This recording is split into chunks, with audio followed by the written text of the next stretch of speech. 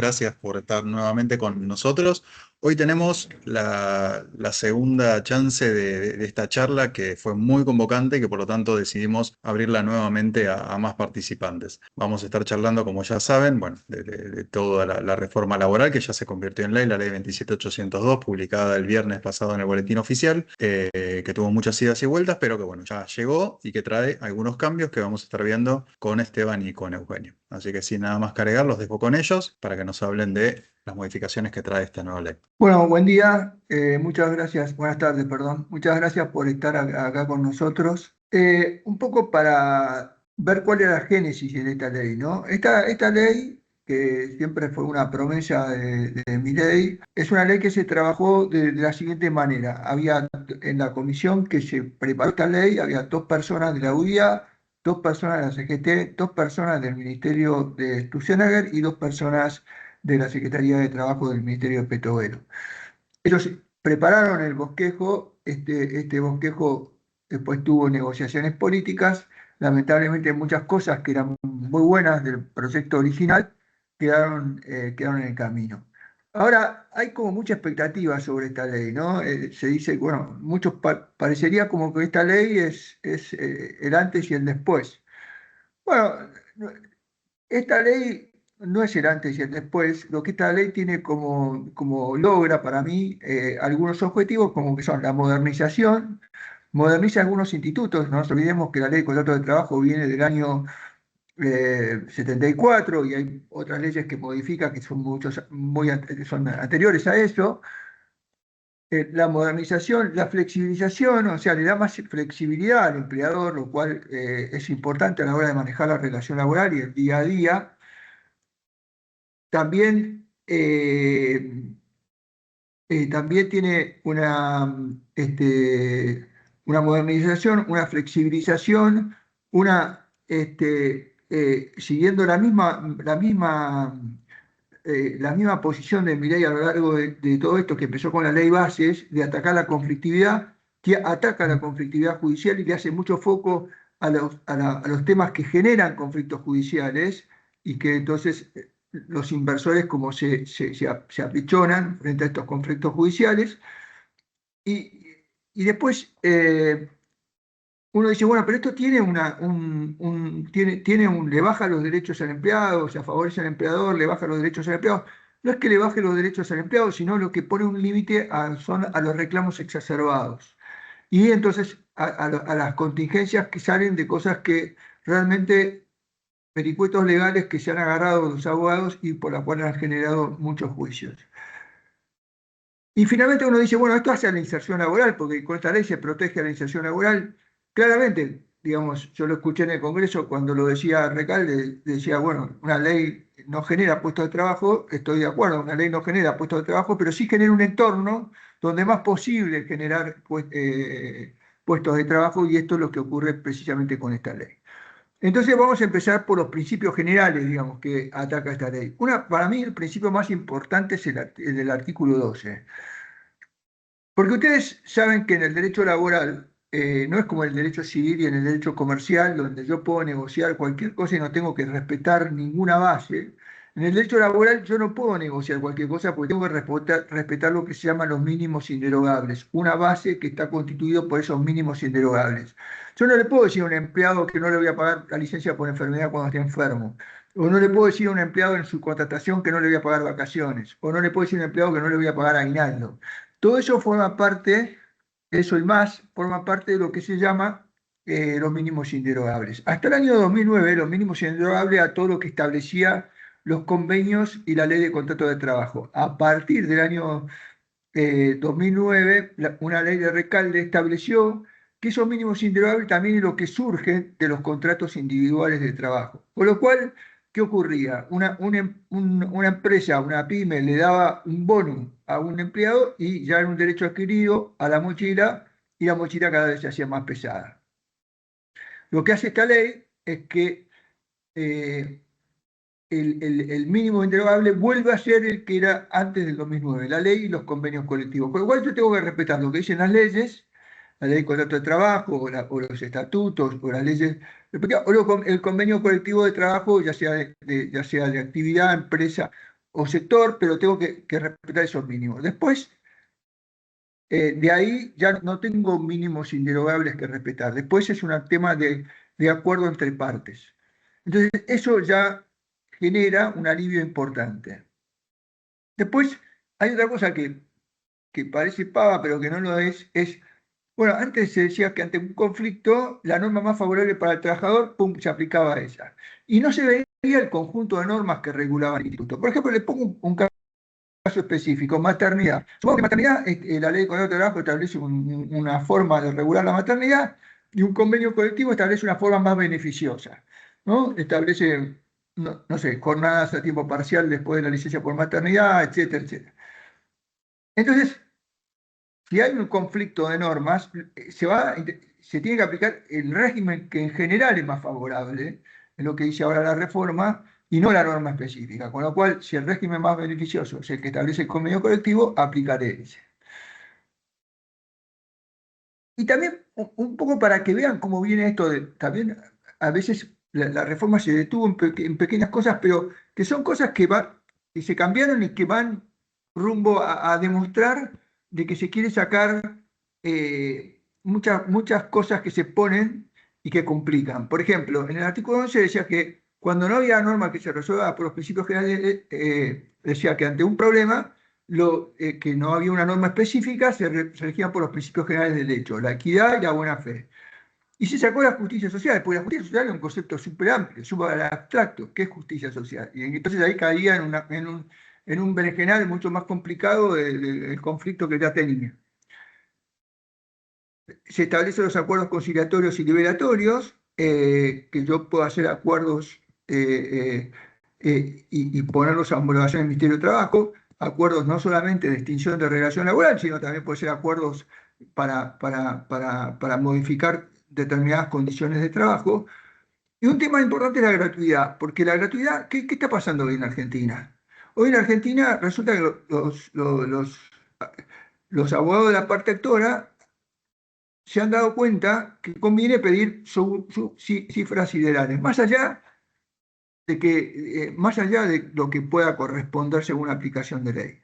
Si según aplicación de ley la persona puede reclamar 20 millones, por ahí me está reclamando 200 millones. Pero con eso sabe que una empresa tiene que previsionar, que eso lo complica, un juicio así los complica en todo su balance, etcétera, etcétera, y que después va a terminar arreglando. Y capaz que no termina arreglando por 20, sino por 40, y ya es un problema. Entonces, ¿cómo se corta este problema? Se pone que en caso de que la petición sea excesiva, las costas van a ser a cargo del actor, pero solidariamente también del empleado.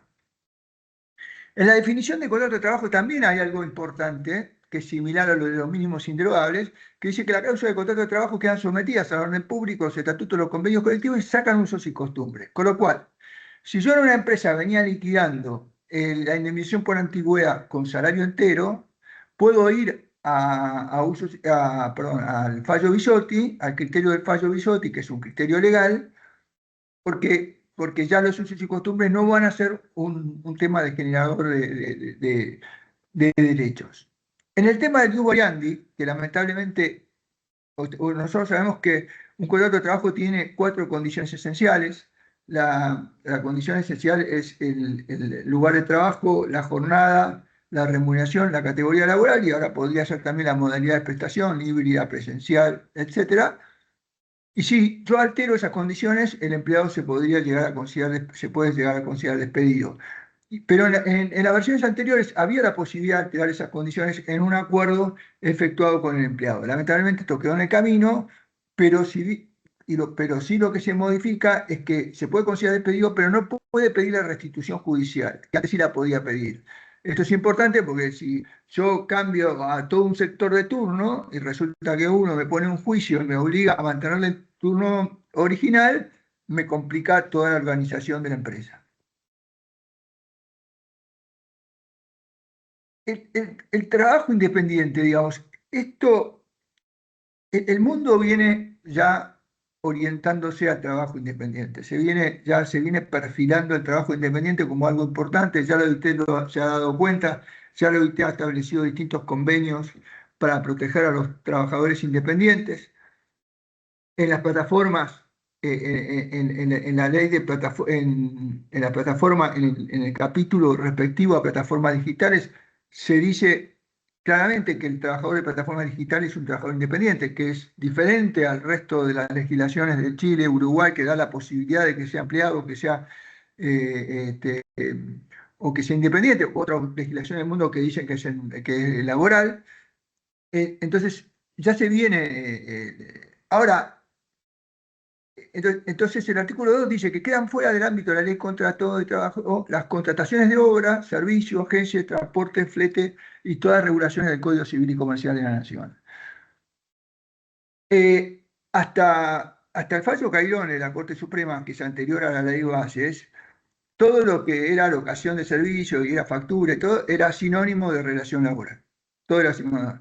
Hasta que vino el fallo Cairón y dijo, no, un momentito, hay una figura en el Código Civil que es la locación de servicio, y esa locación de servicio vale como figura y desplaza, si tiene las características propias de esa figura, desplaza a la relación laboral.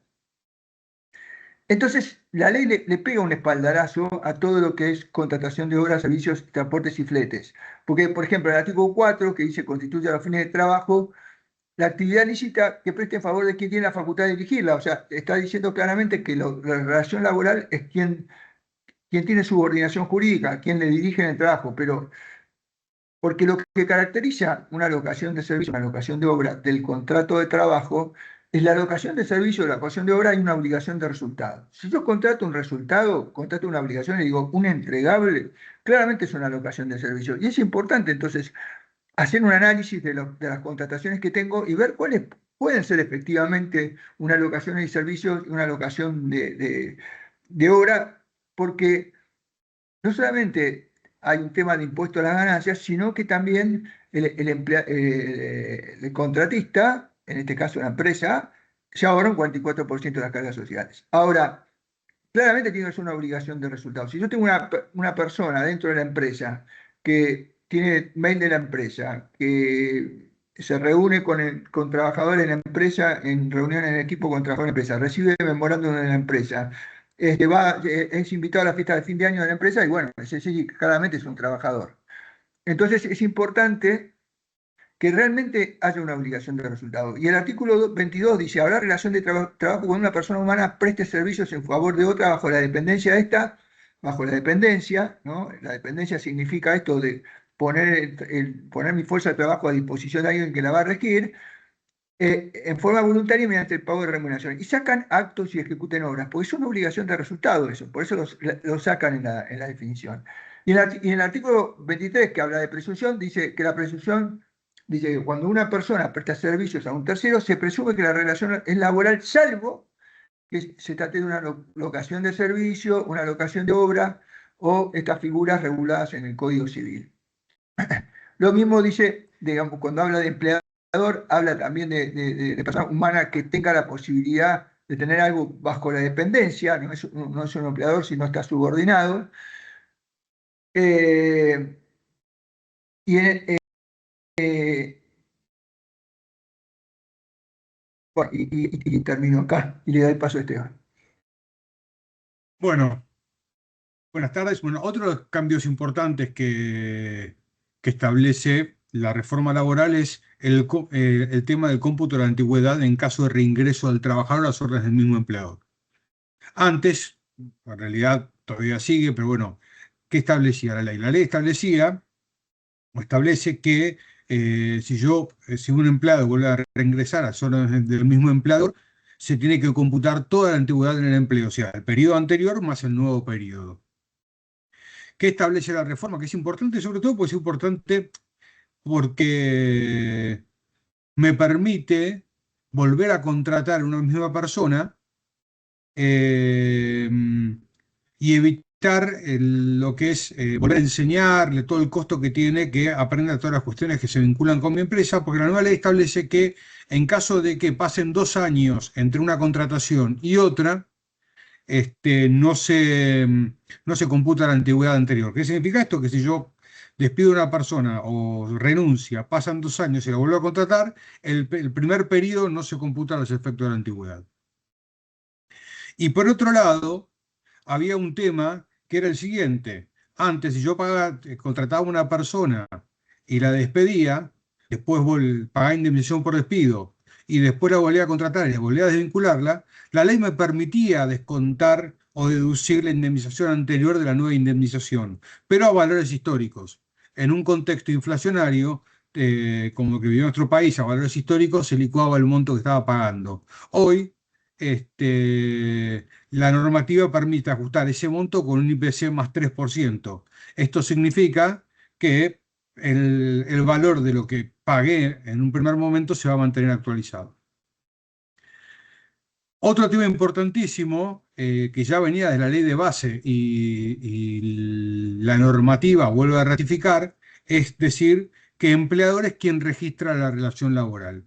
Esto fue, digamos, una forma de reformular el fallo Vázquez con Telefónica, que fue uno de los, el otro día hablamos con un juez, fue uno de los, para mí, hitos más lamentables de la historia de la jurisprudencia laboral, que establecía que en caso de equiparaba el trabajo en negro a la interposición de empresas. ¿Qué significa esto?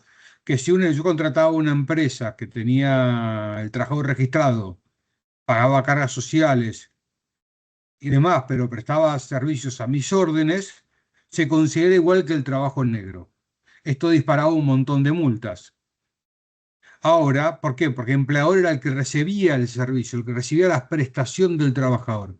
Ahora ese criterio se modificó y ahora el empleador es quien registra la relación laboral, con lo cual ya no hay pie para que digan que en realidad el verdadero empleador era la empresa contratante, sino que va a ser siempre quien registra la relación laboral y no podría hablarse de trabajo no registrado.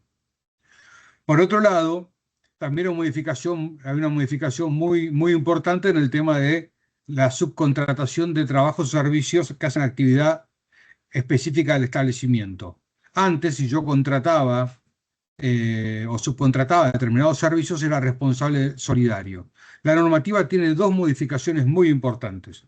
Por un lado, excluye la responsabilidad solidaria por la contratación de servicios secundarios o anexos. Por ejemplo, no debería ser responsable, solidariamente responsable por los empleados que prestan servicios de comedor, de seguridad, etcétera, en la medida que no hagan actividad, que no sean servicios, que hacen actividad propia de mi empresa.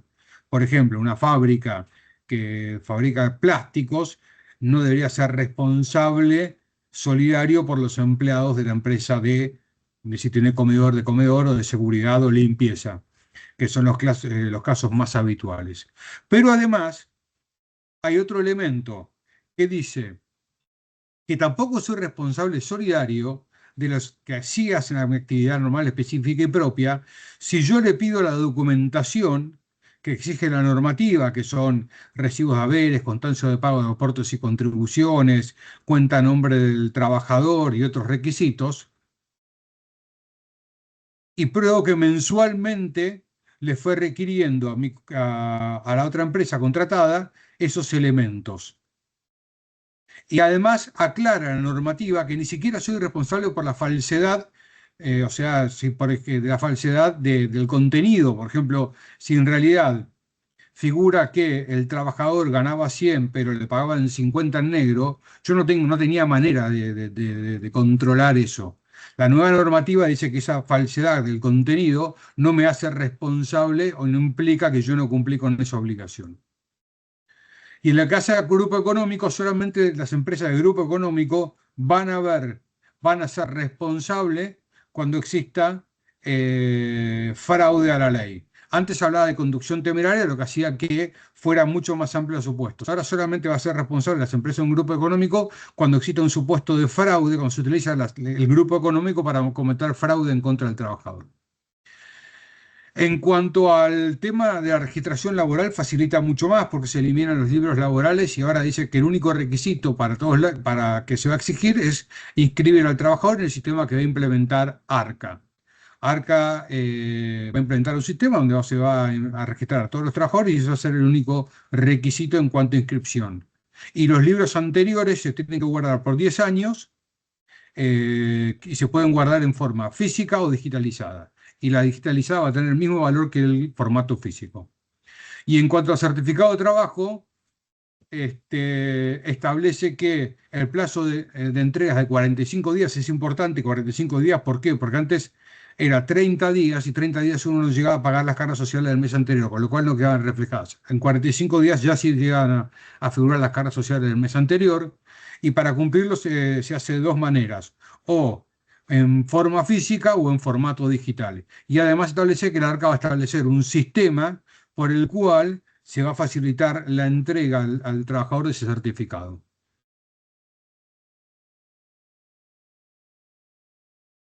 El recibo de sueldo se puede hacer en formato, el recibo de sueldo puede ser en formato físico o digital, y en caso digital puede ser en firma digital o electrónica. Este es un cambio muy importante, porque antes la normativa solamente permitía la firma digital del trabajador, ahora puede ser digital o electrónica.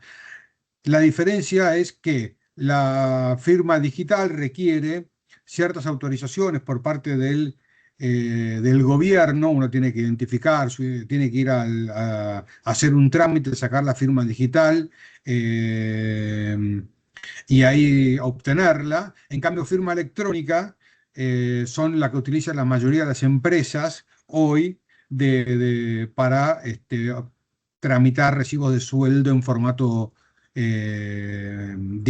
electrónico, si se quiere. O sea, todos los recibos de sueldo que están en formato electrónico, en realidad ninguna empresa que hasta ahora, o casi ninguna que hasta ahora brindaba ese servicio, ofrecía la firma digital, sino que era un servicio de firma electrónica donde se dejaba constancia que el trabajador había visto el recibo y que prestaba conformidad con su contenido. Eh,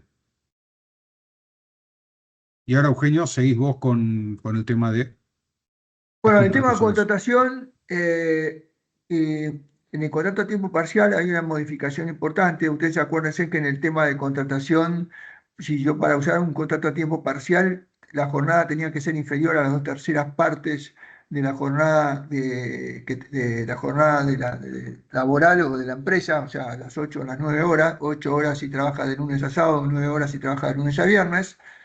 Eh, y no se podía hacer horas extras. Ese límite se sacó. O sea que hoy, si yo tengo mi jornada laboral es de 9 horas en mi empresa, si yo reduzco una hora, ya puedo reducir proporcionalmente el salario a una hora y lo puedo reducir también las cargas sociales. Eso claramente le da muchísima flexibilidad al contrato de plazo fijo, pero además viene otra cosa que es fundamental, perdón, el contrato de tiempo parcial, pero además viene otra cosa que es fundamental, es que si yo acuerdo con una persona que trabaje 4 horas, la puedo hacer trabajar hasta las 9 horas, que es mi jornada laboral, pagando horas simples. Lo que no puedo hacer es exceder las 9 horas, o sea, trabajar hora extra. Pero sí puedo hacer esto. Uno dice, bueno, pero ¿qué, esto da flexibilidad o no da flexibilidad? Y bueno, sí, va a depender en la realidad de las personas que hacen trabajo a tiempo parcial, pero en el mercado hay muchas personas que hacen trabajo a tiempo parcial y después en el resto del tiempo trabajan en forma como freelancers, entonces sí tienen esa posibilidad de extender la jornada. Entonces, la flexibilidad que me daría es, bueno, yo lo contrato por 4 horas porque es en general lo necesito por ese tiempo, y si tengo alguna necesidad de que siga prestando servicio porque tengo un pico de producción, puedo hacerlo hasta las 9 horas. En el tema del contrato a plazo fijo, había un gran problema con el contrato a plazo fijo, que si yo, la persona no me funcionaba durante el contrato a plazo fijo y tenía que rescindir la relación laboral antes de la finalización del plazo, tenía que pagar la indemnización por antigüedad y tenía que pagar todos los meses que faltaban hasta cubrir la finalización del contrato. Esto por aplicación del artículo 95 del contrato a plazo fijo, que fue lo que la jurisprudencia estableció que era el daño y perjuicio producido por la rescisión anticipada. Hoy ese artículo 95, esa obligación de pagar todos los meses que faltan para la finalización del contrato, ya no existe más, y yo si despido antes de la finalización del contrato de trabajo, lo que tengo que pagar es la indemnización por antigüedad, sí, claramente calculada al momento de la finalización del contrato a plazo fijo, pero siempre va a ser menos que pagar todos los meses que faltaban hasta finalizar el contrato de plazo fijo. En el contrato eventual, que para mí es un contrato muy útil, lástima que sea de 6 meses, pero es un contrato muy útil porque lo ata a un proyecto, lo ata a un contrato, lo ata... Eso no se podía usar el contrato eventual si del contrato eventual, si ese contrato o ese proyecto al que estaba atado el contrato, había un plazo, porque entonces se decía que era plazo fijo. Ahora esa limitación me la saca, entonces aunque yo tenga un contrato con un plazo fijo, un proyecto con un plazo fijo, yo puedo usar el contrato eventual y yo ato directamente el contrato a ese proyecto y cuando se termina ese proyecto se termina el contrato y no tengo que penalizar ni nada por el estilo. Se elimina el teletrabajo y esto mucho parece como, wow, ¿qué hacemos ahora si se elimina la ley de teletrabajo? La verdad que la ley de teletrabajo no se usó y solamente tenía como dos aplicaciones importantes, que era el pago de la asignación de Internet y de gastos estaba atada era considerado en el artículo 10 de la ley 27.555, la ley de teletrabajo no remunerativo. Y si el empleado usaba una herramienta de trabajo, lo que yo le pagara por el uso de esa herramienta de trabajo también era no normativo por el artículo 9. Ahora, derogada la ley, si yo le pago algo por usar una herramienta de trabajo, claramente no es remunerativo porque es el reembolso que el artículo 76 me obliga a hacer del uso de algo personal, con lo cual no es remunerativo. Y por el otro lado, en el tema de Internet, en el tema de Internet, el artículo 105, inciso G, que se crea ahora, contempla los gastos de Internet como algo no remunerativo. La remuneración, digamos, tiene algo importante, y esto es lo que hablaba, lo que decía al principio con el tema de la baja de conflictividad. Había muchos beneficios sociales que las empresas consideraban beneficios sociales porque así lo percibían a nivel corporativo o a nivel, y porque muchas veces eran beneficios sociales. Y entonces, como la jurisprudencia, muchos de estos los había considerado remuneración, terminaban en juicio. Ante la ley base, esto disparaba un montón de multas y alguien que te caía a hacer un reclamo, que su indemnización costaba 20 millones, podía llegar a reclamar el triple, podía reclamar 60, 70 millones porque no tenía registrado en el recibo de sueldo de la medicina prepaga. Las multas del empleo cayeron con la ley bases, pero había quedado igual esto como en agua de borraja y esto, o sea, tenía poca claridad y me podían reclamar diferencias salariales por eso, siempre había discusiones con los mandos medios y ahora entonces claramente lo que esto esclarece la ley y, digamos, y ayuda a bajar la litigiosidad. Entonces, ahora son beneficios comedor, son beneficios sociales el comedor o establecimientos gastronómicos cercanos durante la jornada laboral, contratados por el empleador conforme a los límites que fije el ARCA. La que va a fijar qué límites dentro de la oficina se puede contratar, y seguramente en esto siga usándose tarjetas tipo de red o tarjetas que se usan para los comercios, para almorzar en locales cercanos. El sobrecosto de la medicina prepaga, esto era lo que causaba más dolor, porque en general uno le pagaba una medicina prepaga para que tuviera más calidad de vida, uno de 3 días, uno de 4 días, y resulta que ese costo se terminaba considerando remuneración, lo incluían en la indemnización por antigüedad y terminaba en una serie de pelea con el mando medio o mando superior. Ya entonces el sobrecosto de medicina prepaga es no remunerativo. La guardería, que en esto sí personalmente lo discutí con Cordero porque me parece que con esto se desnaturaliza el concepto de guardería. La guardería que nace en un artículo tendiente a que las empresas tengan un espacio de guardería. Y como había empresas que no tenían espacio de guardería, salió el decreto 144 estableciendo la posibilidad de que lo rindan como gasto la guardería, lo cual desnaturalizaba ya un poco el concepto de guardería original, pero ahora le agregan que yo tengo que hacerme cargo de la guardería hasta 5 o 6 años, cuando 5 o 6 años ya es escolaridad, no es guardería, es escolaridad obligatoria. Con lo cual, acá claramente se cargan los gastos al empresario por algo que no tendría sentido, que estaba bien hasta los 4 años. Este concepto de guardería no es que ya, si bien está en vigencia la ley, este concepto de guardería nosotros creemos que tiene que ser reglamentado y hasta que no sea reglamentado, para nosotros tenemos que seguir con la guardería hasta los 4 años, porque hay temas que de guardería o de la rendición de gastos de los 6 años que todavía no se desconocen. Dicen, no son parte de remuneración los sistemas de distribución de utilidades o ganancias, de derechos accionarios y de realización de acciones o títulos. En el tema de los stock option, hay muchas empresas que tenían stock option. El Tribunal Superior de España, que fue el que marcó un poco el rumbo, primero dijo que era remunerativo y después dijo que no era remunerativo, perdón, y después dijo que era remunerativo y así se alineó casi toda la legislación y la jurisprudencia mundial. Entonces, nosotros en Argentina los stock options los tratábamos como remunerativo, liquidábamos a través del recibo de sueldo para pagar impuestos a ganancias, cargas sociales, le liquidábamos aguinaldo, lo teníamos en cuenta para vacaciones, pero bueno, esto se acabó porque debido a este artículo ya el stock option, los dividendos y todo no forma parte de la remuneración. Y en el concepto que dice distribución de utilidades o ganancias, si bien en distribución de utilidades es distribución de utilidades para los socios o los dueños de la empresa, en ganancias uno puede distribuir ganancias a mandos medios y a mandos superiores y puede entonces hacerlo a través de un bono no remunerativo. Entonces, esto sí claramente es una importancia importante, porque acordémonos, bueno, ahora voy a volver con el tema de la distribución de ganancias, pero es un tema importante. Los reintegros de los gastos acreditados con comprobantes correspondientes al uso del automóvil de la empresa, en lo que fije la empresa que sea razonable y que sea conforme a los usos y costumbres, en general se usa a las consultoras, eh, eso no es remunerativo o en la proporción que determine el ARCA. Pero si yo ya tengo una política y la política la saqué de consultoras que me establece que un auto es razonable pagar tanta plata por kilómetro, claramente es no remunerativo. No se puede usar este adjetivo.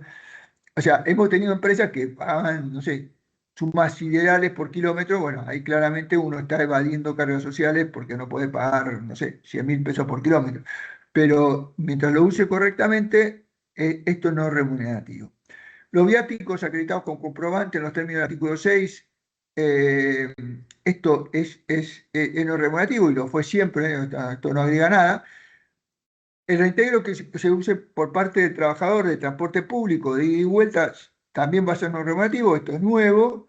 Y acá dice en el inciso G, que acá está como punto 5, los gastos derivados del uso de telefonía celular, listo, ya el celular dejó de ser una pelea, porque también era una pelea que sí, que era junto con los gastos de la medicina prepaga en una pelea, e Internet con fines laborales conforme lo va a establecer la autoridad de aplicación.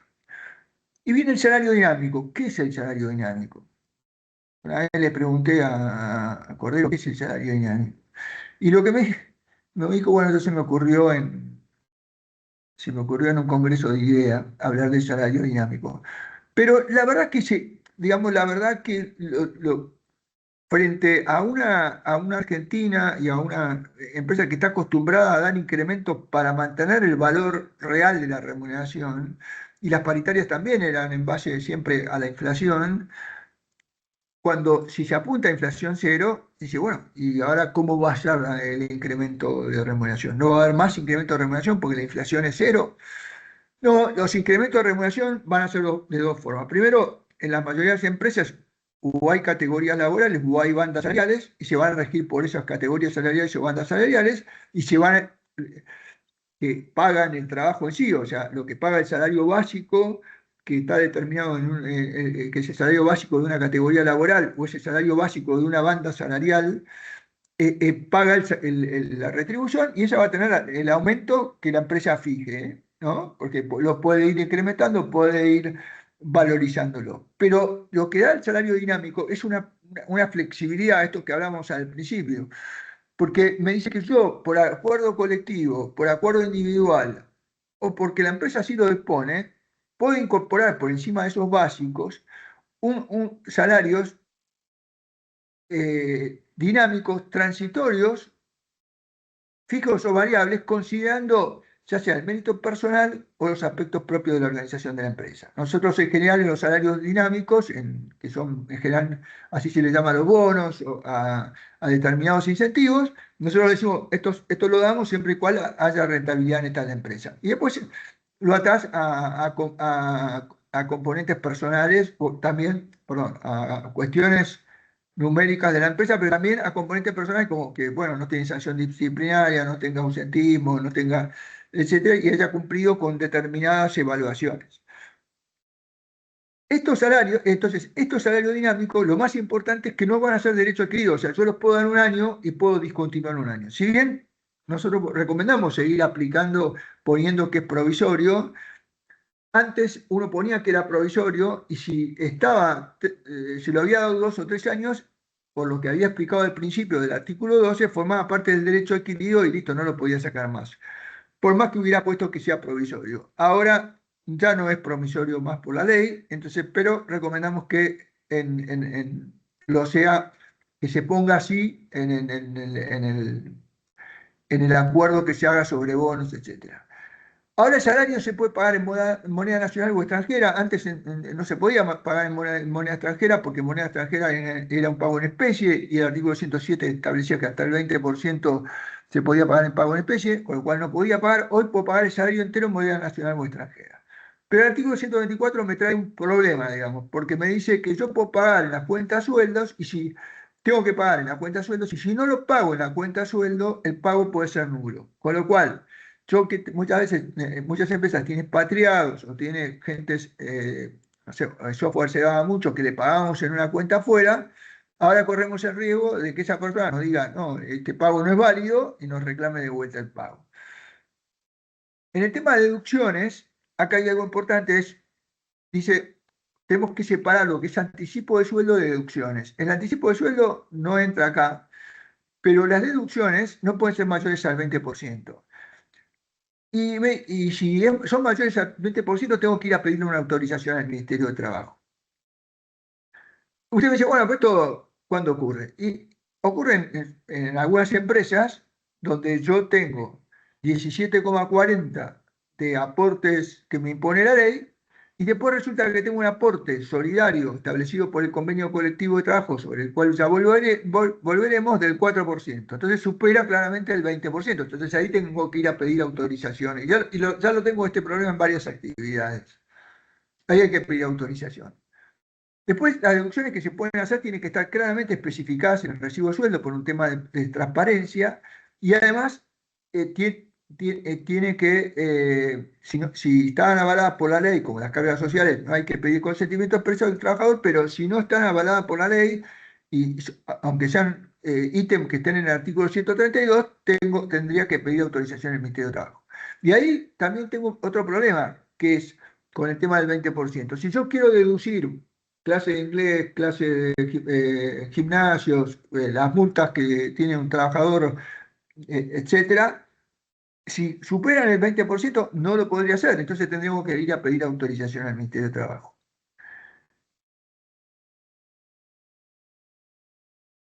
En el tema de vacaciones, lo que se hizo fue, bueno, terminar de blanquear cómo en Argentina se usaban las vacaciones. Si bien las vacaciones van a seguir siendo de octubre a abril, yo por el acuerdo individual con el empleado, puedo disponer que sea el goce durante todo el año. Y puedo disponer el fraccionamiento. Si bien la ley sigue diciendo que hay que otorgarlas todas juntas, yo puedo imponer el fraccionamiento, si está de acuerdo el empleado, con un mínimo de 7 días. ¿Cuál es el problema, digamos? El problema, perdón, las vacaciones deben notificarse con 30 días en vez de con 45 días como era hasta ahora. ¿Cuál es el problema? Que yo antes, digamos, en los primeros borradores de esta ley, el plus vacacional se pagaba todo durante el primer fraccionamiento. Ahora el plus vacacional me quedó de vuelta, porque lo borraron, me quedó de vuelta colgado. ¿Y cuándo pago el plus vacacional? Nuestra recomendación es pagar el plus vacacional en forma proporcional conforme los días que se toma. Si se toma 7 días, pago proporcionalmente esos 7 días. Porque si yo los pago todos juntos, tengo una contingencia con RT que si se fijan en el recibo de sueldo, dice, pero como tiene 28 días de vacaciones, liquidadas y me dice que tiene un accidente de trabajo, no lo cubro, digamos. Se contradice con la... Entonces ahí hay un riesgo. Después, en el tema de la suspensión, acuérdense que si yo le otorgaba vacaciones y había una licencia por enfermedad, se suspendía las vacaciones y continuaban después de la licencia por enfermedad. Hoy no es así, hoy se suspenden, pero cuando termina las vacaciones programadas originalmente tiene que volver y yo le voy a reprogramar las vacaciones para cuando el empleador lo considere necesario. Hoy yo, Esteban, todavía, ¿no? Sí. Sí, sí, sí. En el tema jornada es como hay dos sistemas, ¿no? Hay dos cosas de las cuales hablar.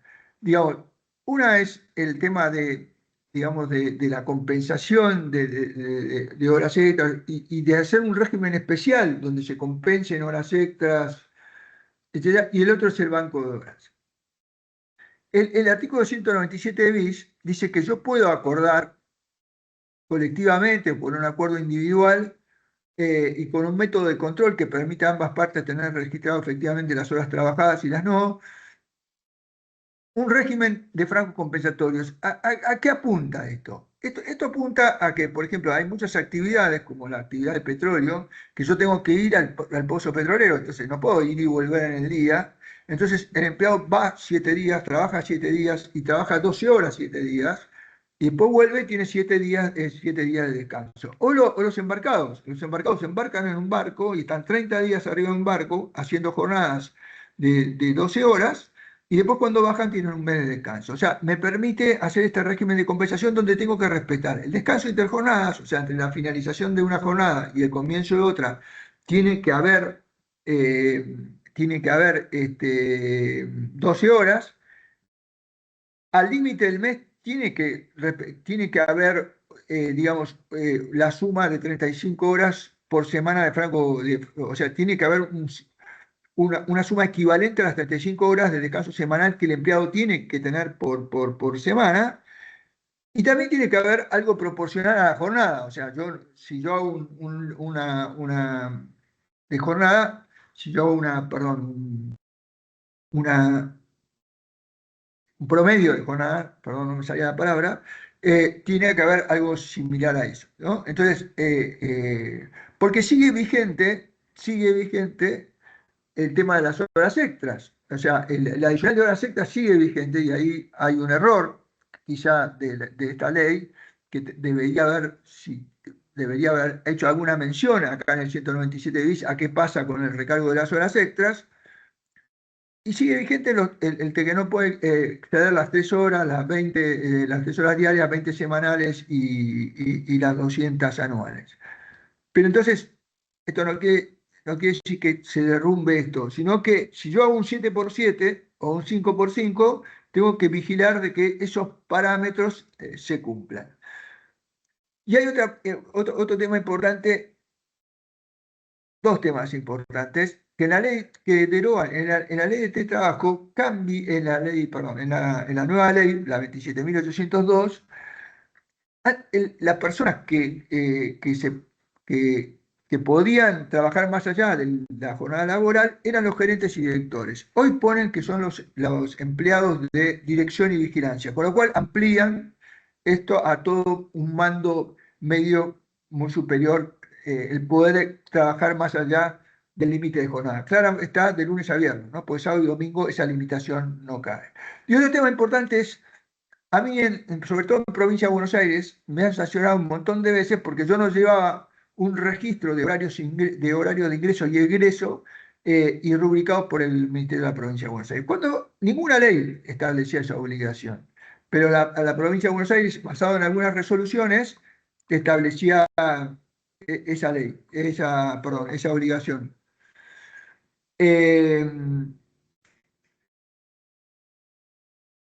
eh, Entonces, esto me obliga, perdón, me libera de esa obligación, ¿no? De esa obligación. Y en el artículo 198, medio también, en una forma rara, me dice que, bueno, se pueden hacer jornadas reducidas, y siempre cuando lo dice la ley, lo digan los convenios colectivos, bueno, para eso ya estaba el contrato a tiempo parcial, con lo cual no se entiende mucho el tema de jornada reducida acá, pero acá digan el banco de horas. ¿Y qué es un banco de horas? Digamos, o sea, porque mucho se ha hablado del banco de horas y qué es un banco de horas. Y el banco de horas es un registro donde yo llevo las horas que el trabajador trabaja de menos, porque por ahí me pidió, no sé, irse por algo personal, etcétera, etcétera, y trabaja de menos, entonces son las horas débitos que él me debe devolver, o las horas de más que yo lo hago trabajar porque extiendo la jornada laboral. Este banco de horas no es algo nuevo, nosotros lo tenemos implementado en todos los convenios colectivos, pero los sindicatos lo que dicen cuando uno arma un banco de horas es, bueno, hay dos cosas fundamentales. Si vos la hora extra a compensar es la que él hace después su jornada normal, la compensación debe ser 1 por 1,5, porque la jornada, digamos, la jornada adicional a la jornada laboral vale un 50% de recargo. Y si vos lo haces trabajar los sábados y domingos, la compensación es de 1 a 2. Eso es lo que establecen los convenios, eso es lo que te piden los sindicatos, y además los sindicatos te piden una fecha de quiebre, o sea, una fecha, perdón, de vencimiento, o sea, que el banco de horas tenga una fecha de vencimiento. Fecha de vencimiento que ahí puedo decir, bueno, los que tienen horas a favor se lo pueden tomar en especie, o sea, se lo pueden tomar como jornadas, o sea, divido la cantidad de jornadas por 8 horas o 9 horas y veo cuántos días le doy y se las pago en especie o se las pago directamente con recargo. Algunos establecen que primero en especie, sino a determinado plazo no las gozo, son con recargo. En el tema de enfermedades inculpables es una de las grandes decepciones, porque esto desde el principio se venía trabajando y veníamos insistiendo en que la licencia por enfermedad inculpable es una licencia que tiene que percibirse, que es una licencia de naturaleza de la seguridad social, porque ¿por qué me tengo que hacer yo cargo empleador de un cáncer, de un esguince de tobillo o de una enfermedad psicológica? Que nada tiene que ver con el trabajo. El trabajo está claro, me tengo que hacer yo cargo de un RT y soy solidario con el RT, etcétera, etcétera. Pero ¿por qué me tengo que hacer cargo de una enfermedad inculpable? Entonces, lo que decía Caputo es, bueno, no, pero si nosotros Estados empezamos a hacer cargo de la enfermedad inculpable, se desbalancea todas nuestras cuentas, etcétera. Bueno, le decíamos, hagamos un esfuerzo compartido.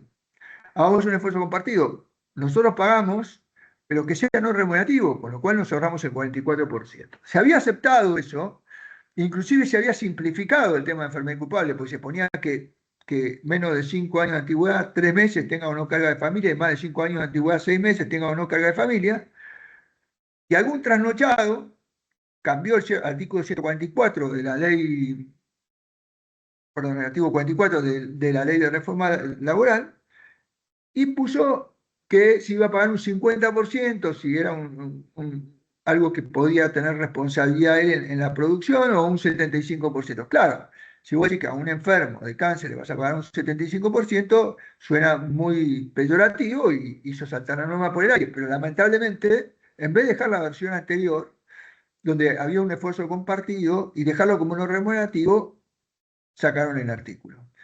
Y lo mismo ocurría con el 212, porque el 212 tenía algo que era muy importante. Me decía, para volver tiene que tener alta total, con lo cual me evitaban a mí tener que discutir si estaba con alta parcial, si tenía tareas acordes, no tenía tareas acordes, etcétera. Lamentablemente eso queda todo igual.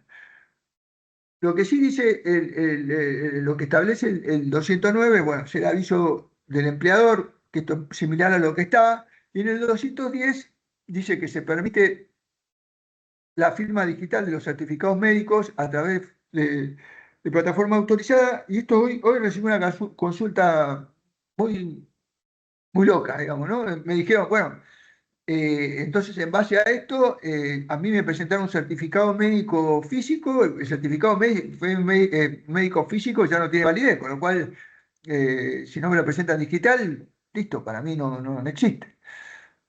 Y no es así, porque la ley 27.553 es una ley que más que nada está destinada a las recetas de remedios, no a las prescripciones médicas, y además habla también de que los certificados pueden ser manuscritos. Con lo cual, No es así. Y lo que sí establece importante el 210 es cuando, acuérdense que cuando yo el certificado del empleador decía que no podía trabajar, del empleado, perdón, y del empleador decía que sí podía trabajar, entonces si había un empate de certificados médicos y esto se iba a la justicia, siempre la justicia fallaba a favor del certificado del trabajador. En el gobierno de la Ciudad de Buenos Aires, en todo el ámbito de la Ciudad de Buenos Aires, esto se solucionaba con la Junta Médica del gobierno de la Ciudad de Buenos Aires, que andaba muy bien y oficiaba de tercero. Pero para la provincia de Buenos Aires no teníamos una solución, porque la Secretaría de Trabajo tardaba 6 meses en darte una junta, y cuando te daban la junta siempre era a favor del trabajador, con lo cual no tenía sentido. Pero ahora sí, lo que se establece es que se pueden armar esas juntas médicas y pueden estar a favor pueden estar encomendadas a sanatorios de conocida trayectoria. Gracias. Bueno, vamos con el tema de la extinción de contrato de trabajo. El esquema de extinción de contrato de trabajo tiene un montón de modificaciones en cuanto a algunos temas puntuales que son bastante útiles. Por un lado, en el caso del periodo de prueba no hay más, es el plazo de preaviso, con lo cual yo puedo extinguir hoy, lo único que tengo hoy puedo extinguir, digamos, se puede extinguir un contrato de trabajo en pleno periodo de prueba, lo único que tendría que pagar es el salario proporcional, vacaciones proporcionales y SAC proporcional. Ya no está ese preaviso que había que otorgar antes, con lo cual el costo de extinguir el contrato de trabajo en el periodo de prueba es menor o relativamente menor que antes. Y después otro tema muy importante es que en el caso de mutuo acuerdo se puede tramitar el seguro por desempleo. ¿Por qué es un tema muy importante? Porque nosotros, sobre todo, muchas veces cuando hace la reestructuración de empresas y demás, lo hacemos, lo instrumentamos a través de mutuo acuerdo. La forma, digamos, más fácil, se hace un mutuo acuerdo, se paga la indemnización por despido como gratificación, pero tenía un gran problema que nos planteaban, que era que después el trabajador no podía cobrar el seguro por desempleo, entonces había que instrumentar de alguna manera o mandar alguna carta documento en el que pudieran presentarse ante autoridades para que poder cobrar ese seguro. Al decir que en caso de mutuo acuerdo se puede cobrar, está dentro de lo que es seguro por desempleo, para tramitar seguro por desempleo, está facilitando una forma de extinción del contrato de trabajo que es muy útil en muchos casos.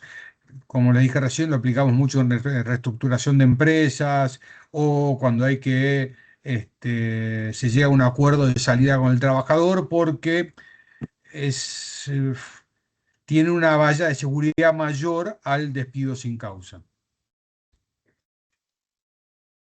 No sé si quieres pasar al siguiente. Sí, perdón. Otra modificación es lo que es al respecto al artículo 245 de la Ley de Contrato de Trabajo. Como ustedes saben, el artículo 245 establecía que es la mejor remuneración mensual, normal y habitual. Entonces, la nueva norma restringe qué se considera remuneración, qué se considera mensual, qué se considera normal y qué se considera habitual, de manera que el costo de una misión por despido sea un poco menor de lo que era antes. Para establecerme qué es remuneración, dice que son aquellos conceptos que se pagan en forma que el trabajador percibe todos los meses, por lo cual no tiene incidencia los pagos como SAC. Esto es importante porque el criterio de la provincia de Buenos Aires es que el sueldo anual complementario, o sea, la doceava parte de aguinaldo formaba parte de la base de cálculo de indemnización por despido, tampoco las vacaciones, ni ningún concepto que el trabajador no perciba todos los meses. ¿Qué es una remuneración habitual en el último año? Es un concepto que el trabajador hubiera recibido por lo menos 6 meses en el último año de relación laboral. Por ejemplo, si yo pagué horas extras en 3 meses solamente, antes o con digamos, el esquema anterior, 3 o 4 veces se discutió bastante si ese concepto de horas extras que había recibido en cuatro meses, los últimos 12, formaba parte de la mejor remuneración. La mayoría de los jueces miraban, decían cuál era la mejor remuneración del mes y no tenían en cuenta cuántas veces lo había recibido. En este caso, al considerarse que 6 meses, bueno, ya estamos una limitante bastante importante. Por otro lado, cuando la remuneración es variable, antes se tomaba la mejor. O sea, por ejemplo, si una persona percibía comisiones, se tomaba la mejor comisión del último año. Muchas veces pasaba que el trabajador percibía, por ejemplo, comisiones por 100, un mes 150, 120, 100. En ese caso se tomaba 150 para considerar la base de cálculo. Ahora la remuneración dice que hay que tomar el promedio de los últimos 6 meses. Además, facilita una cuestión instrumental la nueva norma. ¿Por qué facilita una cuestión instrumental? Porque el tope decía que era el tope publicado por el Ministerio de Trabajo. Entre que uno firmaba paritarias, sobre todo con la cantidad de paritarias que eran trimestrales, bimestrales, llegamos a mensuales y demás, calcular el tope siempre se tomaba un tope que quedaba muy desfasado porque para cuando llegaba el Ministerio de Trabajo a publicar ese tope indemnizatorio ya había pasado bastante tiempo, porque tenía que homologar el convenio, que están atrasados con las homologaciones, y después de homologar el convenio de paritarios, publicar el tope indemnizatorio, que pasaba mucho tiempo. Ahora establece que las partes deben, en el momento de fijar las escalas salariales, determinar el tope las propias partes, con lo cual va a estar reflejada en el propio acuerdo paritario. Y después, se establece como criterio legal lo que ya se aplicaba en los hechos, que es la jurisprudencia del fallo Bisotti. Es decir, había que comparar el tope con el 67% de la mejor remuneración y se toma como el tope, digamos, de convenio, el 67% de la mejor remuneración y ahora y se va a tomar el salario más alto de esos dos valores como tope indemnizatorio. Además, la norma viene a aclarar una cuestión que tenía mucha discusión jurisprudencial que tiene que ver con, si querés pasar con el tema del fallecimiento del trabajador.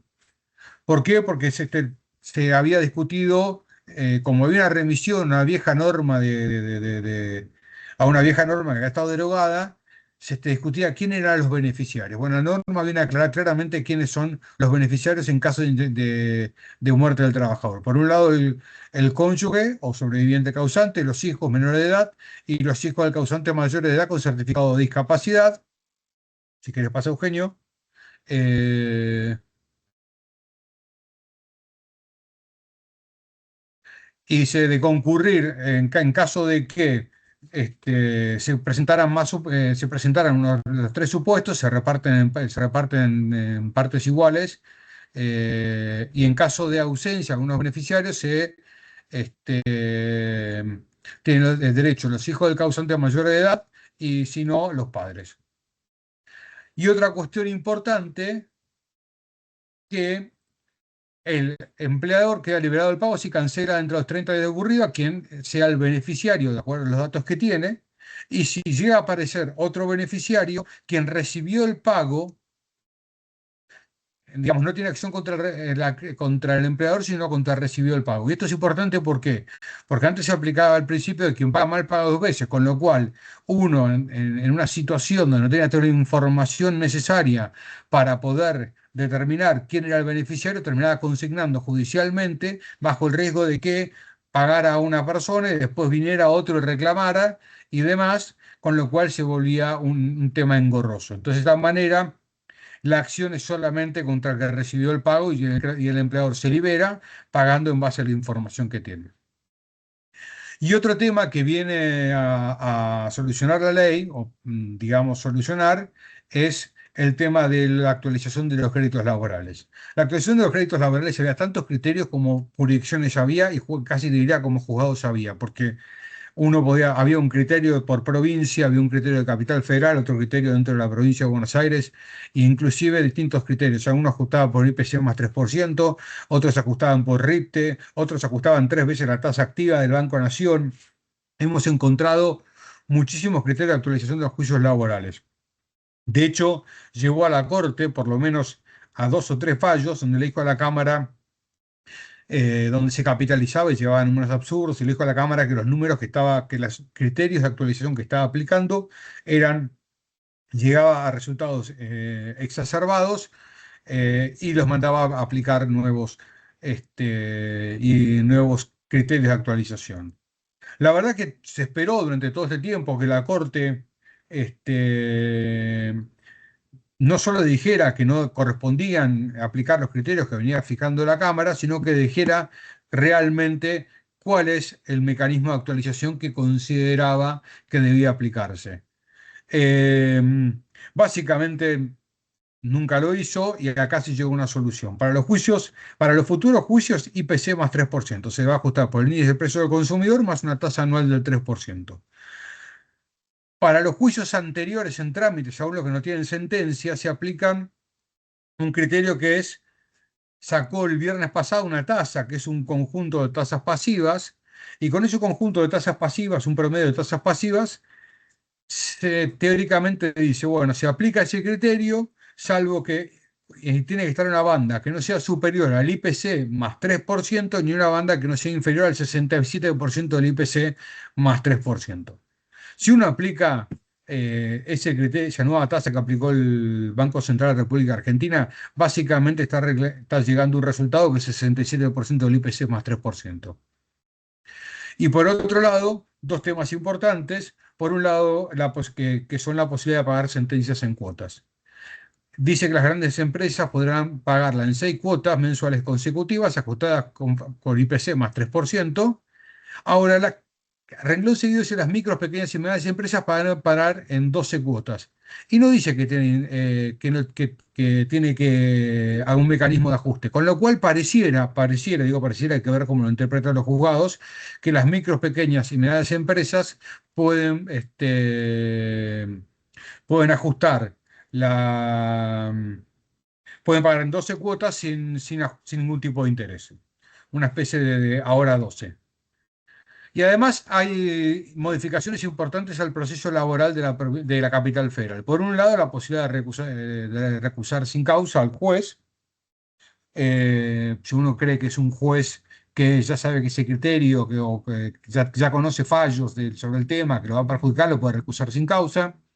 Después, la causa de instancia. Antes, si el trabajador no impulsaba el juicio, duraba eternamente y ahí quedaba. Ahora, si no lo mueve durante 6 meses, en primera instancia puede pedir la caducidad y si no, automáticamente el juicio muere. Bueno, fallos plenos y los fallos de la Corte son obligatorios para las salas. Y por otro lado, se aprobó, y eso está trayendo medidas de fuerza, por lo menos, no creo, si no tengo que contar, pero 3 o 4 en las últimas 3 semanas, que es el traspaso de la justicia a la ciudad de Buenos Aires. En teoría, en el corto plazo se están dejando sin efecto 30 juzgados de la capital federal, se crearon 10 de la ciudad de Buenos Aires, pero 30 juzgados de la capital federal van a cerrar, más la sala 7 de la Cámara de Apelación del Trabajo. Eh, Hay que ver qué pasa porque hay muchas medidas por parte de diferentes actores sociales, digamos, empleados perjudicados, sindicatos, la CGT y demás, pidiendo la inconstitucionalidad de esta ley. Así que va a terminar la Corte Suprema, hasta que no haya un fallo de la Corte Suprema o a una cautelar de un juez suspendiendo el trámite hasta que se falle la Corte Suprema. Vamos a ver qué pasa. No va a ser algo que, por lo menos desde mi punto de vista, vaya a suceder pareciera que no va a suceder en el corto plazo. Vamos a ver qué pasa. Y por otro lado, una cuestión importante, antes de el monto de los honorarios del perito, de los peritos en un juicio dependían del monto de la sentencia. Entonces, obviamente, cuanto mayor era el monto de la sentencia, más honorarios percibían los peritos. Ahora sacaron, digamos, la cuantía del juicio de la sentencia como factor determinante y solamente la importancia del trabajo para determinar los honorarios. Como vamos ya a 1 hora y 10 minutos, me voy a centrar en lo más importante de acá, de estos temas que quedan. En los conflictos colectivos, el gobierno claramente lo que hizo fue tratar de ampliar lo que es servicios esenciales y creó la figura de servicios trascendentales para controlar todo lo que es medidas de fuerza. Muchas actividades hoy entran dentro de los servicios trascendentales, con lo cual tienen que asegurar ante una huelga el 50% de su operatividad. Y si yo hago hay un conflicto, hay una conciliación legal obligatoria, termina la conciliación legal obligatoria y van a poner una huelga, tienen que notificar la huelga al empleador y al Ministerio de Trabajo con 5 días de anticipación el Ministerio de Trabajo tiene que establecer una guardia mínima. En el tema pymes, no hay mucho, hay un registro único que cambia, pero eso va a ser reglamentado, no hay nada nuevo que decir. En el tema de ultraactividad, se habló mucho de las ultraactividades de los convenios colectivos, porque la verdad, yo estuve trabajando en la Comisión de Derecho Colectivo en la época de que Patricia Bull se postulaba para presidenta, y hablábamos de que claramente la forma de modernizar el derecho laboral es a través de los convenios colectivos, pero lamentablemente esto se negoció de que no es así. Hoy, digamos, las cláusulas normativas, que son las cláusulas importantes de condiciones laborales, siguen siendo ultraactivas, y las únicas que no son ultraactivas son las obligacionales, que son aquellas que ponen los aportes y contribuciones a la seguridad social, etcétera. En cuanto a los aportes y contribuciones, lo importante, los aportes y contribuciones, ustedes tienen los aportes, a ver, saquemos contribuciones, los aportes, que son los que paga el empleado. Si el empleado paga aportes por estar afiliado a un sindicato, bueno, va a eso que tiene seguramente todo un tema de beneficios, etcétera. Pero el problema era aquellos empleados que no estaban afiliados a un sindicato y que por estar encuadrados en un convenio colectivo tenían que pagar un aporte. Esto Milei desde el principio quiso que sea voluntario, desde el DNU 70/23 quiso que fueran voluntarios. Esto claramente afectaba a la caja, a la caja de los sindicatos. Y por otro lado, los sindicatos decían, bueno, pero el que está encuadrado nosotros le conseguimos aumentos paritarios, beneficios, etcétera, con lo cual algo tienen que pagar por toda esa gestión que se hace. Al final se estableció, se negoció que no fueran voluntarios, son obligatorios esos aportes que hacen los encuadrados en un convenio que no están afiliados, pero se limitó al 2%. O sea, y hoy tenemos muchas actividades que tienen un 3 o un 4% que tienen que cambiar. Otra cosa clave es, antes había una cosa que era ilógica, el convenio colectivo de actividad estaba por encima del convenio colectivo de empresa, o sea, lo general derogaba lo particular.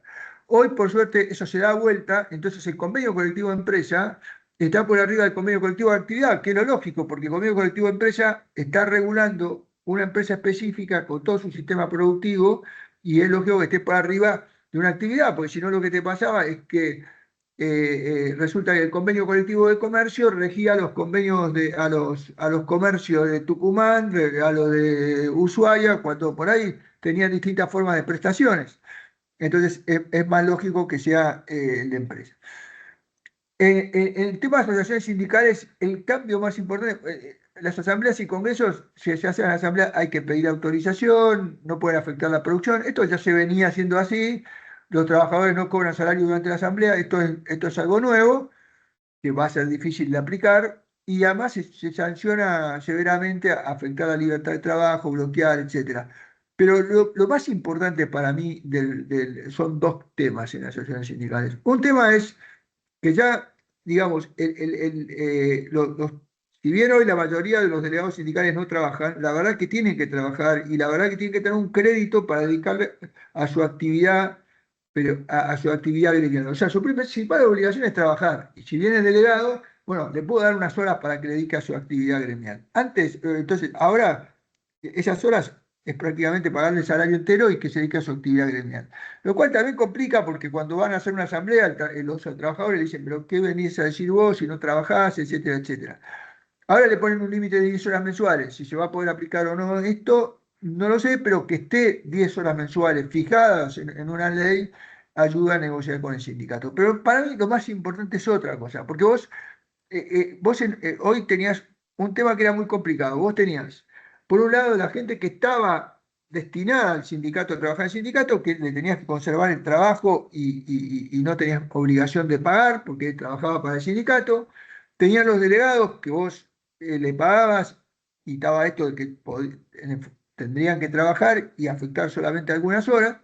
Pero después estaban sin número de personas, de congresales, de comité de revisión de cuentas, etcétera, que tenían tutela sindical, la tenían por 2 años y después por un año más, cuando vencía el mandato, y resulta que me encarecía muchísimo la dotación, porque si cuando yo vendo una empresa me hacen una cuenta de cuánto vale la indemnización por antigüedad, la de estas personas, que muchas veces eran por ahí 40, 50% de las personas con tutela sindical, me complicaba la empresa. Ahora esto se bajó a 2 congresales, uno uno si es pyme y dos congresales si es una empresa más grande. Y además van a tener tutela solamente mientras dure su misión, ¿no? Mientras dure su misión. Y bueno, esto para nosotros es esencial porque está bajando. Ahora, ¿cómo se va a aplicar esto en la realidad? Va a haber que negociarlo con cada sindicato. Va a ser difícil decir, bueno, a ver, todos los congresales que tengo dejan de tener tutela, porque ahí puede ser, bueno, dejo de tener tutela y va un año más. Eh, la verdad que seguramente lo que se termine negociando es que las próximas elecciones, la gente, todos estos congresales tienen que desaparecer y tienen que ajustarse a la ley. Veo difícil que se aplique esta ley y que la gente que no tiene, que tiene tutela sindical por ser congresal deje de tenerla. Se crea la práctica desleal para empresas, lo cual no se creaba, no estaba hasta ahora. Bueno, vamos rápidamente porque estamos pasados de tiempo con el Fondo de Asistencia Laboral. El Fondo de Asistencia Laboral es básicamente un esquema que idearon para que el empleador pueda hacer cargo de las distintas indemnizaciones que prevé la ley de contrato de trabajo. ¿Cómo funciona? Va a funcionar, entendemos nosotros que va a funcionar como una especie de AFJP para despidos. Va a ser una entidad que va a estar aprobada por la Comisión Nacional de Valores, que al cual se va a derivar 1% de la obligación mensual en las grandes empresas y 2,5% de las micros, pequeñas y medianas y las pymes, para que para hacer frente a las futuras emisiones por despido. O sea, el empleador sigue siendo responsable por emisión por despido, pero va a tener un fondo que va a ir ahorrando mensualmente de forma obligatoria y le va a decir a este fondo, bueno, despedí a tal persona, cuento con fondos suficientes en ese ahorro forzoso para hacer cargo de la indemnización o una parte de esa indemnización y le va a pagar al trabajador en base a lo que vaya ahorrando. Eh, y, ese, y el costo para el empleador sigue siendo el mismo. ¿Por qué? Porque ese 1% o ese 2%, ese 2,5% se va a descontar del SIPA. Entonces, aporto menos al SIPA y ese menor aporte al SIPA va destinado a lo que se conoce como el FAL. El aporte se va a canalizar a través del ARCA, o sea, igual que se pagan los aportes y contribuciones, con la diferencia que se va a derivar ese aporte directamente a la entidad que uno elija para administrar los fondos. El fondo queda a nombre del empleador, no es a diferencia de lo que, por ejemplo, el régimen de la construcción, no es a nombre del empleado, sino a nombre del empleador, y es, y es- y lo utiliza únicamente para hacer frente a las indemnizaciones, no lo puede utilizar para ninguna otra cuestión. Eh, Básicamente, solamente se cubre a los trabajadores bien registrados, o sea, no cubre trabajo en negro ni trabajo parcialmente, y si es parcialmente en negro, solamente la parte registrada, y es inembargable, o sea, ningún acreedor puede embargar ese fondo. Finalmente, se establece un sistema que se llama RILF, que es un descuento en los aportes bastante importante de las cargas sociales para aquellos que tomen, porque rige por 48 meses, para aquellos que tomen trabajadores que no hayan tenido relación laboral registrada antes del 10 de diciembre o hayan estado desocupados por al menos 6 meses o esté inscrito como tributista. Si yo contrato un trabajador en esas condiciones, pago 2% en concepto de SIPA y 3% con destino a las obras sociales. O sea, hay un descuento, el aporte total del 5% contra el 15 o el 17% según el régimen anterior. El régimen anterior, no el régimen actual, digamos, pero según el régimen, si no se aplica este beneficio. Y por último, el programa de empleo registrado, que en resumidas cuentas, si ya terminamos, es una nueva moratoria para que se va a reglamentar para registrar relaciones para cuando existen relaciones no registradas o parcialmente registradas y demás que quieran entrar en moratoria.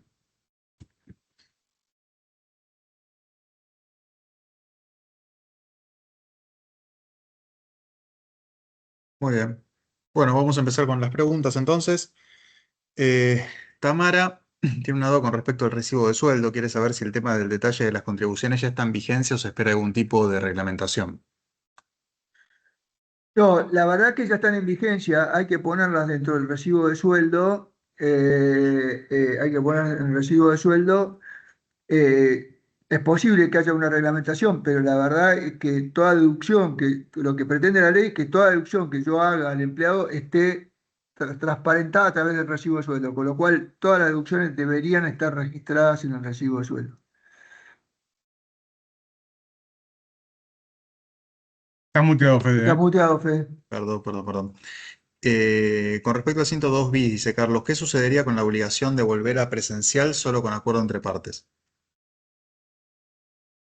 Yo creo que, Ah, no sé qué, dice, Eugenio, qué opinás vos, pero sería una modificación esencial de las condiciones laborales, con lo cual sigue siendo necesario el acuerdo entre partes. Pero bueno, ahí te escucho porque vos lo no, explicaste. no, no, porque la pregunta es, que yo entiendo es, se derogó la ley de teletrabajo, esto puedo alterar el tema de presencialidad versus teletrabajo y no, porque esto es una modalidad, como dijiste vos recién, es una modalidad esencial del contrato de trabajo y si lo alterás, salvo que sea acuerdo con el empleado, es probable que se considere, puede considerarse despedido, ¿no? Tamara nos hace otra consulta con respecto a los beneficios sociales y recibo de sueldo. Dice, con respecto a los beneficios sociales, entiendo que estos no pueden expresarse en el recibo de sueldo si no llevan aportes y contribuciones. Ahora, una duda con respecto a la tributación de impuesto a las ganancias, entiendo que sí es contracomprobante, no hay dudas que no es ganancias. Pero aquellos que no existe comprobantes estarían alcanzados por el impuesto, ¿no? Según la modificación del artículo 82 de ganancias en la ley de bases. Y mayor duda es la diferencia de plan de prepagas, que no está alcanzada en ganancias. Entiendo que no es remuneración, pero ¿cuál es el tratamiento impositivo? Sí, por eso, que sean beneficios sociales no necesariamente quiere decir que no tributan impuestos a las ganancias. O sea, en eso estamos totalmente de acuerdo, digamos, ¿no? Entonces, por eso los beneficios sociales recomendamos que sí estén consignados en los recibos de sueldo. Ahora, hay que ver, porque es verdad que hay algunos conceptos que sí tributan ganancias y hay otros que no. No quiero expedirme sobre el tema de la medicina prepaga, pues para mí tributaría ganancias, pero bueno, puede ser que ella tiene más conocimiento de la ley de impuestos, pero por eso la respuesta es, los beneficios sociales es mejor que estén en los recibos, consignados en el recibo de sueldo y aquellos que tributan ganancias, que tributen ganancias, porque que no sea remunerativo, de vuelta, libera de cargas sociales, no computa para el SAC, para el aguinaldo, pero sí muchos de esos conceptos sí tributan impuestos a las ganancias. Carlos, con respecto al artículo 105, los bonos por distribución de ganancias y otros pasarían a ser no remunerativos. ¿Esto es automático o debe esperarse alguna reglamentación por parte de ARCA? No, a ver, el bono primero lo tengo que reglamentar yo, o sea, empresa tengo que hacer una reglamentación del bono, ahí tengo que poner de dónde viene el tema de distribución ganancias, o sea, tengo que darle un formato para después justificarlo que, frente a cualquier inspección de arcas si el concepto no remunerativo, no, pero reglamentación no tiene que ver, no tiene que haber, a ver, sí tiene que haber un apoyo documental que lo armo yo. O sea, yo armo el programa de bono, digo que es para distribución de ganancias, digo qué condiciones tiene que tener, a quienes le cabe ese bono y a quienes no, y eso va a ser lo que va a respaldar, no revolvemos, pero no necesito una reglamentación adicional, ya está en vigencia eso. Sergio pregunta, ¿qué pasa con las gratificaciones extraordinarias que se otorgan a todos los empleados si se superan los resultados del presupuesto? ¿Y los bonos anuales por cumplimiento de objetivos? ¿Son no remunerativos ahora? Los bonos por objetivo, a ver, lo único que no es remunerativo ahora, lo único que no es remunerativo ahora son los bonos que son distribución de utilidades o distribución de ganancias. Y también aquellos bonos que son por única vez, o bonos o pagos que son por única vez. Por ejemplo, la gratificación por cese, si hago un mutuo acuerdo, no tributa ganancia. Ahora, si por ejemplo estoy en una mudanza y le voy a pagar un bono por mudanza, pero esto ya era viejo, según el artículo 6, al ser una gratificación extraordinaria por única vez, tampoco tributaría ganancias. O si estoy en una situación extraordinaria, no sé, determinada, o el empleado está en una situación transitoria determinada, que va a generar un pago, pero que va a ser por única vez en el contrato de trabajo, eso es no remunerativo. Pero eso no cambió, eso sigue siendo igual. Lo que se agrega ahora es que si yo doy un bono por ganancias, y por más que lo dé todos los años, porque antes el tema era que tenía que ser único, ahora si yo lo doy todos los años y es por ganancias, eso es no remunerativo. Noelia pregunta si hay blanqueo para personal que, no que en la actualidad no está registrado. Es lo que mencionaba Esteban Noelia, que creo que era el PER, ¿no? Exactamente, todavía no está, había una consulta por ahí, creo que preguntaba, todavía no está reglamentado el PER, así que tiene que salir ARCA a reglamentarlo, cómo va a ser la forma instrumental, porque es una cuestión que expresamente la normativa establece que tiene que ser reglamentada. Igual el PER parece ser no tan conveniente porque tiene un límite que dice que no puede ser menor del 70% de la deuda, capital con intereses, con lo cual no sé si es tan beneficioso para el blanqueo. Le estamos habilitando el micrófono a Bernardo, que levantó la mano virtualmente. Bernardo, cuando quieras, podés habilitarlo y preguntar.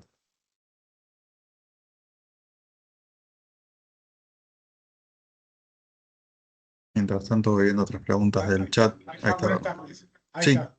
Buenas tardes. ¿qué tal? Mira, yo por lo que vi, lo que diferencia el colega, la posibilidad de Bernardo, perdóname, se está escuchando muy mal tu voz. No llegamos a entender lo que decís. a Si ver, querés, me alejo, veamos. ahí, A ver, ahí. probemos. Eh, lo que veo es solamente tengo la posibilidad de pagar en cuotas, de haber una sentencia judicial en contra. Entonces, antes los empleados acudían o accionaban ante la justicia para obtener un beneficio adicional, digamos, y no bastaba con que uno le pagara todo lo que la ley decía, incluían otros rubros. Ahora, yo tengo un personal antiguo que no cumple con las expectativas y yo lo quiero despedir, pero no puedo porque no tengo los medios, la empresa no tiene los medios. Por la ley pareciera que me conviene mandarlo a juicio y esperar la condena y pagar en 12 cuotas y poner la plata a trabajar en vez de ¿cómo se llama? Arreglar el juicio lo más pronto posible. Sí, no sé si parece conveniente o no, a ver, si entendí la pregunta, he escuchado con mucho eco, porque realmente, generalmente lo judicial, no solamente se necesitan indemnizaciones, sino que vienen con ciertos, Claro, con ciertos recargos y los reclamos, uno sabe cómo termina, pero en realidad termina siendo, hay que ver si es conveniente. Primero por la tasa de ajuste IPC más 3%, que no es una tasa baja, sobre todo en épocas de inflación alta, donde las inversiones por ahí están debajo, o es difícil mantener inversiones por eso, así que financieramente no sé si es conveniente, por más que al final del camino uno permita pagar en 6 cuotas o en 12 cuotas. Es una cuestión financiera. No creo que sea tan lineal, depende de las épocas y demás, y aparte un reclamo judicial trae costos de peritos, de abogados, de otra cuestión y otro montón de cuestiones que encarecen el juicio, con lo cual lo que se ahorra por un lado financiándose por 12 cuotas termina siendo más caro por costas y honorarios de abogados y peritos. gracias. Gracias a vos, Bernardo. Bueno, vamos a pasar, estamos ya con el tiempo medio apretado, vamos a pasar con un par de preguntas más. Em, Dice Ivana con respecto a la jornada. Entonces, ¿se podría trabajar sábados, feriados, domingos y feriados hasta 12 horas esos días sin pagar el plus? Si lo compenso después por días compensatorios, sí. O sea, si tengo un régimen de 4x4 y eso parte de esos 4 días de trabajo sean sábado y domingo, sí. Matías habla con relación al límite del 20% para deducciones. Si la empresa cuenta con una política de préstamos para empleados en la que se pacta una cuota equivalente, por ejemplo, al 20% de la remuneración, el total de deducciones alcanzaría el 37%, 17% para aportes y 20% por la cuota del préstamo. En este caso, ¿esta limitación podría impedir o dificultar el descuento de la cuota del préstamo por recibo de sueldo? Esteban, te pido que la contestes vos porque yo soy... Me parece que vos la vas a contestar con una mirada más fresca. Sí, pero en realidad, tal como está redactada la norma, sí pareciera que está limitando, porque dice que cualquier retención que exceda el 20% requiere autorización del Ministerio de Trabajo. Pero en realidad hoy también estaba prohibido ese tipo de retenciones, con lo cual no escapa. no escapa a lo que era hoy, digamos. Hoy también se prohíba todas retenciones que no estén expresamente prohibidas por la ley. Y básicamente los descuentos de préstamos y demás no estaban previstos por la ley. Así que habrá que ver si el Ministerio de Trabajo en futuras inspecciones hace la vista gorda como hasta ahora o si aplica un criterio más restrictivo. Cecilia quiere saber qué pasa si quedan horas en el banco de horas y se despide al trabajador. ¿Se pagan como extras? Sí, porque va a quedar un crédito, digamos, sí, claramente. Digamos, o sea, va a haber que pagarlos como extra. A ver hay que ver cómo se reglamenta el banco de horas, pero bueno, la idea no es con esto suprimir las horas extras. O sea, si yo no le otorgo un descanso compensatorio y en compensación de ese tiempo que me trabajó de más, claramente me va a quedar un crédito de horas extras. Alicia quiere saber si sigue vigente la sanción por la entrega de certificados de servicio después de los 45 días. No, la sanción del artículo 80 no está vigente, pero bueno, un empleado que no recibe el certificado podría demandar judicialmente por la entrega del certificado, solicitando aplicación de las 30 por cada día de demora, porque la obligación de hacer sí sigue vigente. Es una obligación de hacer sin multa tarifada. Nuria dice, en el caso de licencias por enfermedad, si el trabajador entró en licencia el 4 del 3, es decir, antes de la promulgación de la ley, ¿qué régimen aplicó? Sí, no, Sí, sí, sí, a ver, yo opino, sí, Eugenio, sí. no sé si querés No, contestar vos. no, dale, dale, dale. No, en realidad el régimen no modifica tanto, o sea, no hay modificaciones de plazos, de licencia ni demás, con lo cual la cuestión que modifica la ley tiene que ver con los certificados de trabajo, que ya explicó Eugenio que los certificados físicos siguen siendo vigentes o siguen teniendo validez, digamos, y a lo que hace la Junta Médica. El régimen de Junta Médica ya está establecido por la jurisprudencia, con lo cual lo que hace es habilitar, si se quiere, a entidades entidades reconocidas en el mercado que puedan formar juntas médicas. eh, pero no veo que vaya a cambiar alguna cuestión en particular. Pero bueno, suponiendo que hubiera a cambiar, si se quiere, el que entró el 10 de marzo, si justificó una licencia en marzo, antes de que entre la ley, por 30 días, bueno, el próximo certificado, si se quiere ser más estricto, debería cumplir con todos los requisitos de la ley, pero no podría exigirse al anterior. No sé, Eugenio, si vos lo ves alguna cuestión distinta. No, totalmente de acuerdo. José dice, si una sentencia dictada en Cámara antes del 6 del 3 del 26, pero que todavía no está firme porque no han pasado los 10 días hábiles, ¿podría pagarse en cuotas como lo establece la nueva ley? Buena pregunta y entiendo que sí, porque la ley no distingue. Pero bueno, va a depender un poco del criterio de los juzgados. Pero yo diría que si la sentencia no está en firme, pareciera que pudiera acogerse estas cuotas. De todas maneras, va a depender de la interpretación cada juez. Bien. Bueno, se nos acabó el tiempo. Podríamos estar hablando de esto bastante. Hay varios temas para tratar. De hecho, una de las cosas que les queremos proponer es, esto fue un pantallazo general. Si quieren pueden poner en el chat si hay algún instituto en particular que quieren que nos centremos para próximas charlas, porque hay varias cosas que tenemos que ver. Es cierto que hay mucho que falta la reglamentación, pero si hay algún tema puntual que ustedes quieren que nosotros tratemos, pónganlo ahí que nos ayuda para tener ideas después y saber qué es lo que les interesa para charlas futuras. Bueno, les agradecemos mucho haber estado con nosotros. Les vamos a poner acá en el chat la dirección del blog de noticias donde nosotros vamos subiendo regularmente noticias que tienen que ver con el derecho laboral. Eh, Vamos a poner también nuestro canal de YouTube donde está cargada, bueno, se cargó la charla anterior que dimos, también se va a cargar esta por si alguien sabe que le interesa el tema y que no pudo conectarse en el día de hoy. Vamos a poner nuestro canal no es canal, no sé cómo se llama, yo no manejo Instagram, donde estamos buscando seguidores que nos sigan y que puedan ver ahí también noticias que tienen que ver con el derecho laboral. Y por último, por si queda alguna consulta que necesitan que nosotros contestemos, nos la pueden mandar al mail del estudio y en cuanto podamos vamos a estar contestándoselas. Una vez más, muchísimas gracias por haberse unido, esperamos verlos en próximas charlas y... Listo, le dejo la palabra a Esteban y a Eugenio para los comentarios finales. Bueno, muchas gracias por haberse sumado. Creo que lo que dijo Federico, esto es la verdad es un pantallazo de una ley que tiene muchas cosas. Con lo cual, sí, quizá nuestro próximo paso, como ya adelantó Federico, sería centrarnos en institutos para analizarlos acabadamente. Por eso la importancia de que ustedes nos pongan qué institutos les parece que son los que más ustedes necesitan que se aclaren. Gracias. Muchas gracias a todos. Si los ponen en el chat de la reunión, después nosotros podemos acceder. Si hay un tema concreto que quieren desarrollemos más en profundidad, como dijo Eugenio y Fede, voy a repetir, pero bueno, ya dimos 2 charlas sobre toda la ley en general.